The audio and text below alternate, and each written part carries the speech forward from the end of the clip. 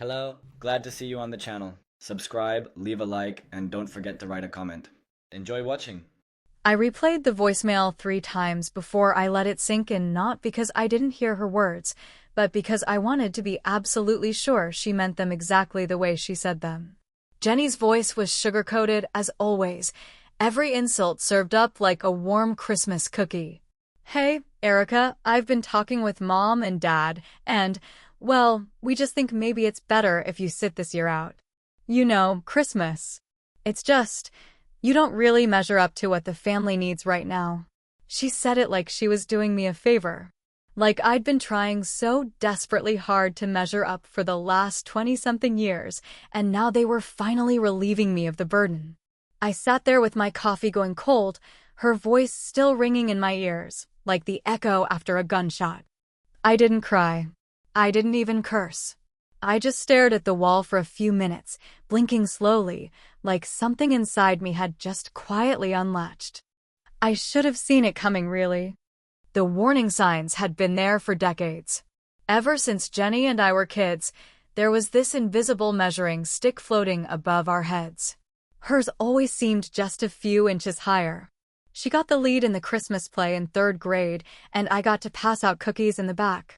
She won most likely to succeed in high school, while I graduated early just to get the hell away from people like her.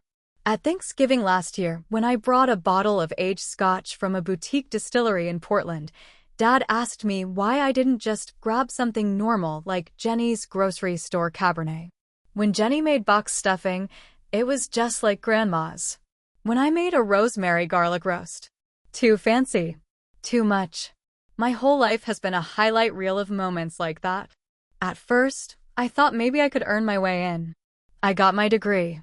Got a good job. Made 6 figures by 35. I even bought my own house in the same damn zip code, hoping that being nearby might warm them up. I showed up to every holiday dinner, brought thoughtful gifts, played with the kids, helped clean up afterward. But it didn't matter. Nothing ever did. Jenny's the one with the husband and the minivan and the 3 kids with biblical names. She's the one who makes Pinterest boards for birthday parties and posts throwback photos every Thursday. I don't even know what the hell that's supposed to mean. I remember one Christmas, probably 10 years ago now, I bought everyone gifts from local artists. Handmade stuff. One of a kind.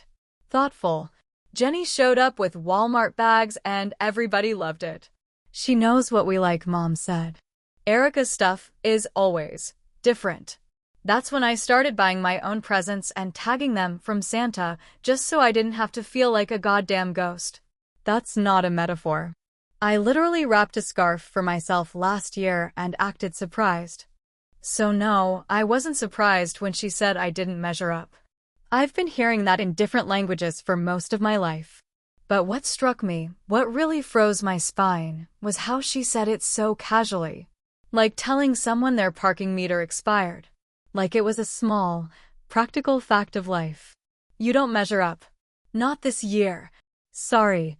Hope you understand. Merry Christmas. And maybe the most insane part of it all was this: I did understand. I wasn't what they wanted at the table. I didn't talk about sports or casseroles. I didn't pretend to care about Jenny's 3rd round of mommy and me yoga. I didn't bring some boyfriend to display like a holiday centerpiece. I was just me. Quiet. Stable. A little sharp around the edges. I didn't cry when Nana died. I didn't pray when Uncle Rob got sick. I was practical, detached, cold, as Mom once said when she thought I'd left the room. I always thought there would be a day when I would finally be enough. Maybe when I got promoted. Or when I paid off my mortgage. Or maybe if I adopted a kid or something. I used to keep mental notes of achievements I could collect, as if I could buy their affection like frequent flyer miles. But when Jenny said those words, that I didn't measure up, something in me finally gave out. Not like a snap, not a break. More like a quiet sigh. Like a part of me finally stopped trying. And when you stop trying to earn love that was never yours in the first place, it's not sadness that comes. It's peace. Strange, terrifying peace. I stared at the voicemail icon on my phone, hovered over it, and pressed delete. No reply. No message back. I didn't text Jenny. I didn't call my mom. I didn't ask what the family needed that I didn't have. I didn't beg to be included in their half-frozen green bean casseroles and 2 hours of pretending everything's fine. Instead, I poured myself another coffee, black, bitter, just how I like it, and I opened my laptop. There was something else I needed to take care of. Something I'd been meaning to do for a while now. Something I'd kept in place out of guilt, out of loyalty, or maybe just out of some sad, desperate need to feel connected. But not anymore. Because if I wasn't family enough to sit at their table, then maybe they shouldn't be sitting under the protection I've quietly provided for years. Something had broken in me that morning.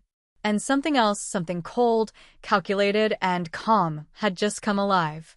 3 years ago, on a Thursday morning that smelled like burnt toast and deadlines, I got a panicked call from Jenny that didn't sound panicked at all, not at first, anyway. She started with one of her overly sweet greetings, the kind of voice people use when they're either about to sell you something or ask you for something, and with Jenny, it was almost always the latter. "Hey, so, quick question for you," she said, like she was talking to a barista and not her older sister who she hadn't bothered calling in over a month.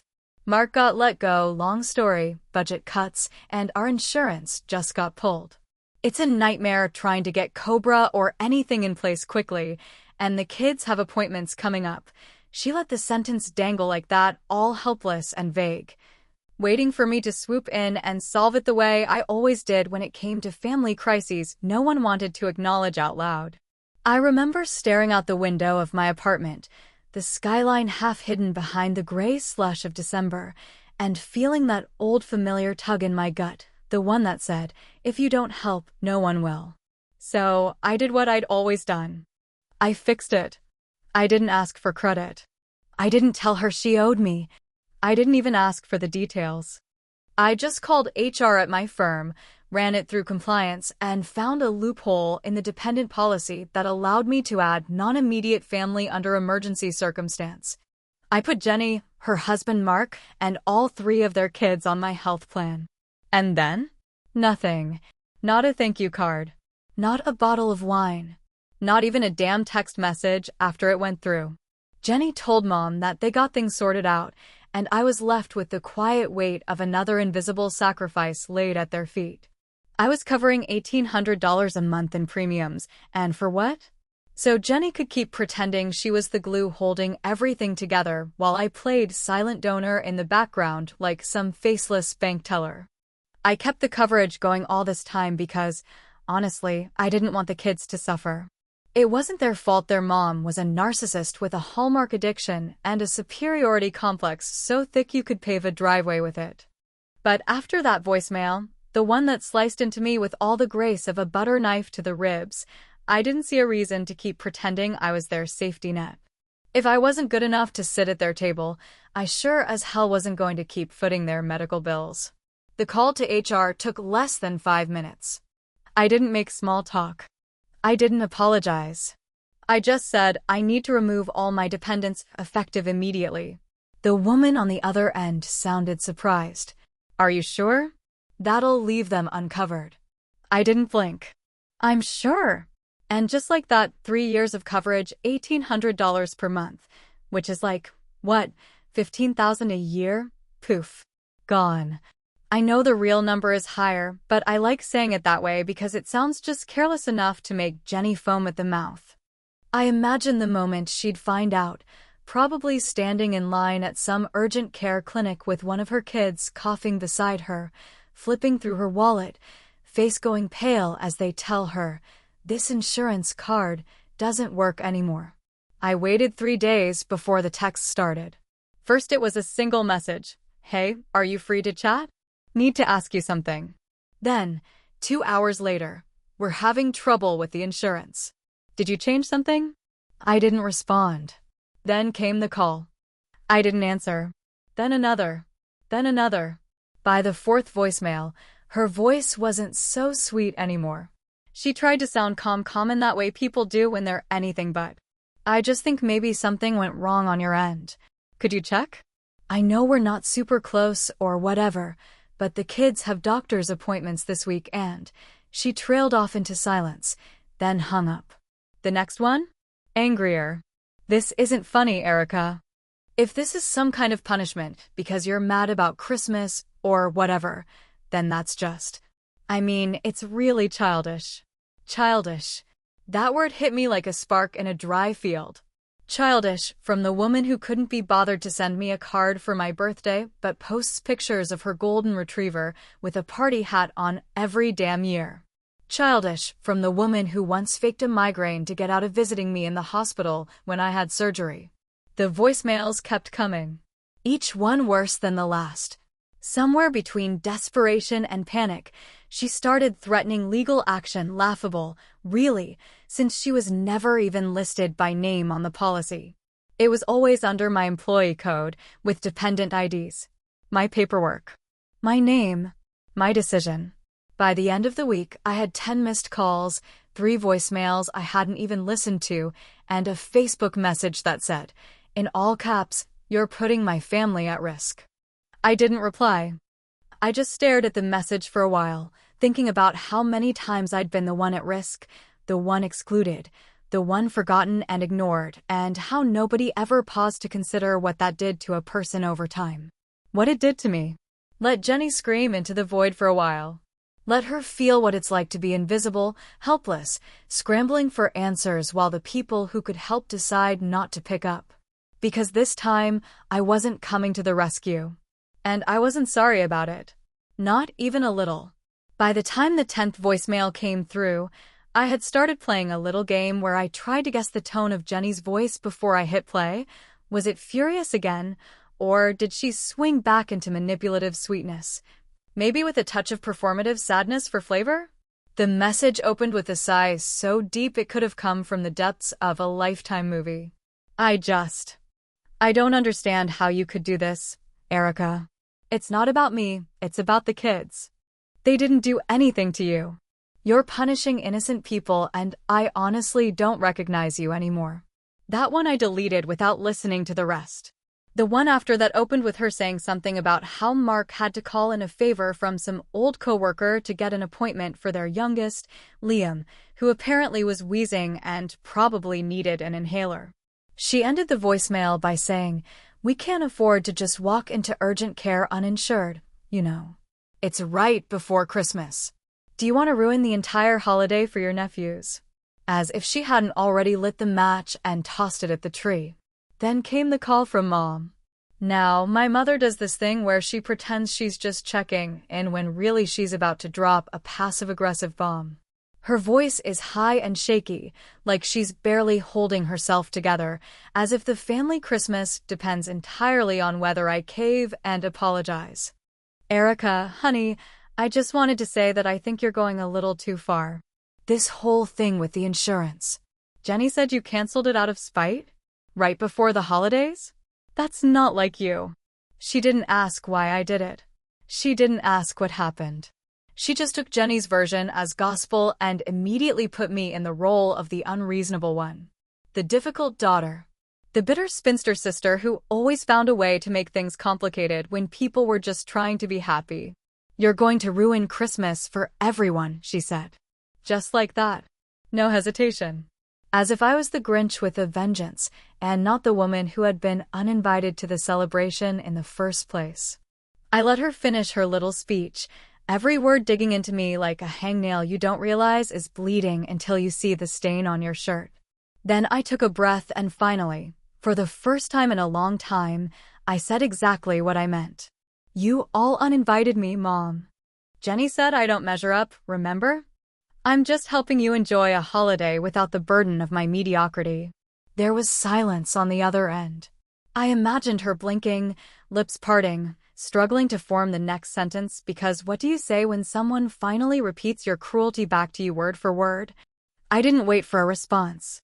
I just said, "Merry Christmas," and hung up. Then I sat in my kitchen, the quiet so thick it felt like fog, and stared at the little snowflake-shaped lights strung up on the window. They looked like something out of Jenny's Instagram, not mine.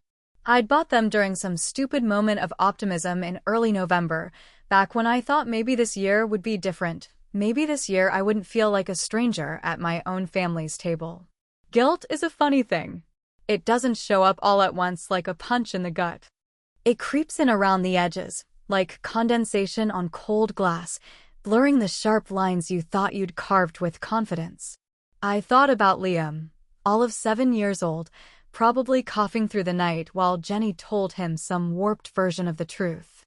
I thought about how I was the only person in that family who ever looked at those kids as more than accessories to Jenny's self-image. And yeah, I felt guilty, but not guilty enough to undo it. Because this wasn't about a kid's inhaler. It wasn't even about Christmas. This was about 20+ years of being expected to serve, to support, to stay quiet, while Jenny took center stage and Mom nodded along like everything she said was scripture. This was about showing them that even quiet people can set fires if you push them hard enough. You spend a lifetime being the invisible one, and when you finally do something visible, everyone acts like you've lost your mind. Like you're the problem. Like you're the storm instead of the consequence of one. I wasn't proud of what I'd done, but I wasn't ashamed either. Sometimes people don't get the message until you cut off the thing they've taken for granted. And sometimes, revenge doesn't come in flames or fights, it comes in silence. It comes in clipped phone calls and canceled policies and the sound of your mother stuttering into the receiver, realizing too late that maybe you weren't bluffing after all. Later that evening, after I poured myself a glass of wine and curled up under a blanket I bought for myself because no one else ever did, I opened the mailbox out front and found a single card tucked between catalogs and grocery flyers. It was a Christmas card from my father. He hadn't called. He never did unless Mom told him to. The card was one of those generic ones with a snowy church and golden lettering that said something bland like, "Wishing you peace and joy this holiday season." Inside, there was just one line written in his stiff, all-caps handwriting, "We raised you better than this." No signature. Not even a love, Dad. I stood on the porch for a long time, staring at that line, the winter air biting into my skin, the silence around me deeper than it had ever been. And I realized something right then. He hadn't raised me at all. I had raised myself. It was a Tuesday morning, bitter cold outside, the kind of cold that makes your bones ache before you even open the door, and I was still in bed with my laptop balanced on my knees when I saw it, the post that lit the fuse. Jenny had never been subtle, not in high school when she wore designer jeans with rhinestones and told everyone she was just naturally popular, not in adulthood when every accomplishment came with an Instagram caption about blessings and hustle that made you want to gag. So when she decided to air her dirty laundry, I didn't expect her to name me outright because that would mean owning up to the real story, and Jenny has never once told the real version of anything. But what she posted was worse than naming me. It was vague enough to invite sympathy and just clear enough that everyone who mattered would know who she meant. Some people will never understand sacrifice. It's easy to be cold when you have no one. It had that mix of passive-aggressive capital letters and self-pitying martyrdom she's perfected over the years, like a curated brand of emotional manipulation. I sat up slowly, like a lion catching the scent of something stupid in the air, and clicked the comments. There were over a dozen already, mutual friends, a few distant cousins, some old neighbors from our hometown church group, all chiming in with the same half-baked platitudes that made my stomach turn. "You're the strongest woman I know. Don't let anyone steal your joy. God sees your heart, girl." One person even wrote, "You've always been the one holding that family together," and Jenny replied with a heart emoji and said, "Trying my best." None of them said my name, of course, but I could see it all in code. I was the cold one, the one with no one, the villain in her Hallmark drama, the bitter spinster who abandoned her family for some career that apparently made her heart shrink 2 sizes too small. She was winning the narrative. At least, for the first hour. Then, like the amateur manipulator she's always been, Jenny got greedy. She posted again, this time with less restraint, because attention is addictive and she was already drunk on the sympathy. It's just hard when the one person you trusted with your kids' health decides to make a statement a week before Christmas. We're scrambling for basic things now. But sure, call that boundaries. And just like that, the whole game shifted. I could practically hear the record scratch in her comments. People started asking questions. Wait, your sister paid for your kid's insurance? How long was she doing that? What happened? One person, bless their nosy little heart, wrote, I didn't even know you weren't covered. I thought Mark's job had great benefits. No reply. Within 10 minutes, the post was gone. Vanished. Like it had never existed. But Jenny should have known better. I've worked in HR and compliance for 17 years. I don't miss things. I see everything. I had the screenshot saved before she even hit delete. The photo showed her little monologue in all its self-righteous glory, time-stamped and documented. I stared at it for a moment, the digital equivalent of an emotional smoking gun, then opened my text messages. I sent her the image with one word underneath, oops. She didn't reply right away. I expected that. She was probably pacing her kitchen, phone in hand, scrambling to craft some kind of response while Mark stood there blinking like he always did when things got real.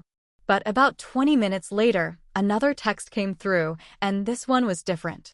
No words, just a photo of her 3 kids sitting on the couch, wearing pajamas with little reindeer on them, their faces blank and unsmiling. Underneath the image, a message, if something happens, it's on you. My stomach turned, not out of guilt, not entirely, but out of rage. The gall of it, the sheer audacity of using her children like emotional hostages in the middle of a digital pity war she started. Those kids had nothing to do with this. They didn't ask for their mother to weaponize their health, and they sure as hell didn't ask me to fund their safety while being erased from every family photo that mattered. I didn't respond to her message. I just looked at those kids I'd bought Christmas presents for 3 years in a row, kids I'd added to my own company's plan without telling anyone just so they wouldn't suffer for their parents' mistakes, and I remembered something awful. I didn't even know their birthdays. That wasn't entirely my fault. I was never invited to their parties. I was never asked to babysit or to pick them up from school or to be a godparent. I was Aunt Erica in name only, a ghost on the Christmas card list who didn't belong in group texts or family photos. And now, suddenly, their safety was supposed to be my responsibility? Let me be clear, those kids didn't do anything wrong. But Jenny did. And so did everyone who stood by while she rewrote the truth in front of 1,000 sympathetic likes and emojis. Everyone who nodded along when she painted me as the villain, then gasped in horror when I finally acted the part they'd been assigning me for years. There was a time when I would have driven across town to drop off a check, or make a phone call, or undo the whole damn mess. But that time passed the moment I realized they never wanted me as family. They wanted me as a function. A resource. A quiet, invisible bank account with no emotional withdrawals allowed. Let Jenny spin her story. Let her cry to her followers and write vague status updates that twist facts into fiction. I've got the receipts. Literally. And I'm not afraid to use them. What she doesn't know, what none of them seem to realize, is that I'm not trying to win a public battle. I'm not interested in likes or sympathy. I don't need applause. I just need her to understand that when you burn a bridge, you don't get to complain about the smoke. It was Christmas Eve, and the house was so quiet it almost made my ears ring, the kind of silence that didn't just sit in the room, but crawled across the floor and up the walls like something alive. I sat on the worn leather couch, legs curled under me, a half-finished glass of whiskey resting on the coffee table, condensation slowly pooling into a ring I wouldn't bother wiping up. The only lights in the room were from the cheap string of LEDs I'd thumbtacked to the window frames earlier that month, a half-hearted attempt at festivity that now glowed like a mockery of warmth. The snow outside hadn't stopped since morning, piling in soft mounds across the sidewalk, swallowing tire tracks, burying footprints, making everything outside look soft and clean, even though I knew better. My phone was face down beside me, buzzing periodically like it was being nudged by a ghost. I didn't need to flip it over to know who it was. I had ignored 10 calls already, 8 from Jenny, 1 from Mom, and 1 from a number I didn't recognize, but guessed was probably Mark, trying to act like he had authority in a situation he never once tried to control. Jenny's voicemails had started desperate, then dipped into guilt, then swung back toward anger like a pendulum stuck on a loop. The last one I listened to, just out of morbid curiosity, was the kind of performance only Jenny could deliver. Her voice cracked in just the right place, and she said, "They said Liam needs an inhaler. We can't get it without insurance. He's coughing, Erica. He's been coughing for days." I stared at the ceiling for a long time after that one. I watched the shadow of the ceiling fan stretch and shift against the white paint as the lights blinked outside, and I thought about Liam. I tried to remember what his laugh sounded like, but all I could conjure was the memory of him hiding behind Jenny's legs the last time I saw him, too shy to say hello to the aunt he barely knew. I thought about how I used to carry their names in my phone under little nicknames, Beans, Rocket, and Tank, and how I stopped doing that after the second time Jenny didn't invite me to a birthday party. I picked up the glass of whiskey, let the warmth slide down my throat, and felt exactly nothing. There was no satisfaction in this. No thrill. No climactic rush of revenge-fueled justice. Just silence and snow and the echo of a woman who had spent her entire life trying to be good enough for a family that couldn't even admit what they owed her. I reached for my work laptop, not because I was reconsidering, but because I needed to finish what I'd started. I opened a browser window, logged into the anonymous tip portal we used at the firm for compliance concerns, and began typing. To whom it may concern, you may want to audit your employee healthcare submissions. I believe one of your team members is attempting to use third-party benefits not associated with their employment. Potential liability issue if claims are filed. I didn't name names. I didn't have to. I attached a redacted version of the dependent removal notice, blacking out everything except the dates and coverage information, and I hit send without letting my finger hesitate. It was cold, sure. It was calculated. But it was also clean. No screaming, no door slamming, no dramatic confrontations. Just digital paperwork and quiet resolve. The kind of move you make when you've learned that the most powerful revenge isn't loud or messy, it's structured, untraceable, and irreversible. Mom had called earlier, too. Left a voicemail full of the same empty phrases she always used when she wanted to play peacekeeper without ever acknowledging who started the war. I know things have been tense, but Jenny is under a lot of pressure right now, and we all say things we don't mean. Maybe this can be the year we turn a corner. No apology. No ownership. Just a vague plea for unity that came 1 week too late and about 20 years after I'd stopped expecting fairness. I didn't call her back. I didn't call anyone back. Instead, I put on my coat, grabbed my keys, and walked out into the snow-covered street. The cold slapped my cheeks, but it felt welcome. Honest, even. I drove slowly through the neighborhood, past house after house glowing with warm yellow light, silhouettes of families clustered around dinner tables or huddled near fireplaces, laughter and music seeping through frosted windows. I didn't feel envy. I didn't feel bitterness. I just felt visible. For once, I wasn't forgotten in the group text. I wasn't the ghost at the edge of the family photo. I wasn't the extra seat that never got set. I had made myself known, and not in the way they expected. Maybe not in the way I'd wanted at first, but it was enough.